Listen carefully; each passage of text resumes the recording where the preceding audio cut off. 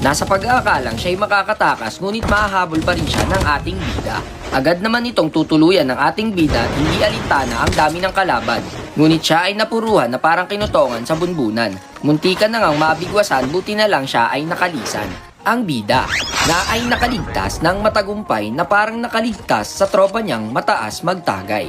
Siya ay nakakita nga ng kalaban kaya agad niya naman itong pinutukan. Ngunit sa mahina niyang kamalayan ay hindi niya namalayan na may kalaban na siya na ang minamanmanan. At ang bida nga ay nabigyan mabuti at hindi siya tinuluyan.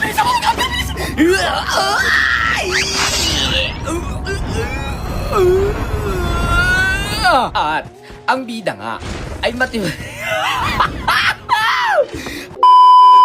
At ang bida nga ay matagumpay na nakaligtas at oras na para siya naman ang pumitas.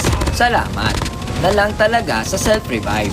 Dahil ang bida natin ay na-revive na parang kakalabas lang sa rehab. At dito nga ay may kalaban pa sa ibaba na kanyang pinatalsik na parang ayaw magpahalik. May ma-rave ka lang, no?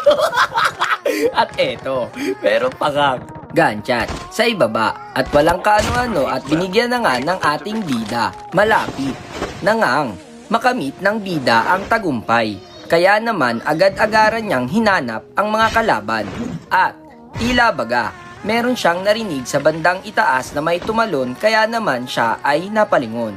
Pero ang ating bida ay kumuha muna ng panghil upang mapanigurado ang kanyang pagkapanalo. Wow, ang galing! Narinig na nga ng ating bida na may paparating na tila baga nagpakain lang sa pating. At ang kanyang kasapi ay nagbato ng smoke. Nagbato ng smoke? Alam mo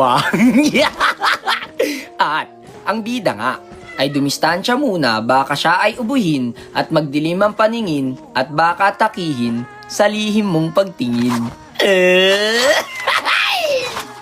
At ang bida nga ay tila baga mag-iiba ng lokasyon dahil nakakuha ng impormasyon na ang kalaban ay doon nagbabakasyon. Kaya ang ating bida ay magbabato ng bomba para maresolba ang kanyang problema. At eto na nga ang ating bida ay sumusugod. At teka, parang may kalaban sa gilid. Kaya naman ginamit niya ang kanyang kapangyarihan, ngunit wala pala doon ang kanyang kalaban. At dito na nga, nagbato ulit ng smoke. Nagbato ng smoke? Alam mo Ang kalaban na nga ay nagpakita na. Kaya naman, ang ating bida ay walang sinayang na tsansa na puno ng kumpiyansa. Ngunit, bigo ang ating bida na mabigyan ng kalaban kaya naman siya ay naghil muna para mapanigurado ang kanyang pagkapanalo.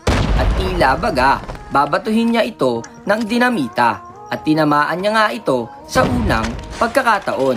At nakita ng bida na ang kalaban ay nag-iba ng lokasyon kaya naman ito ang kanyang solusyon.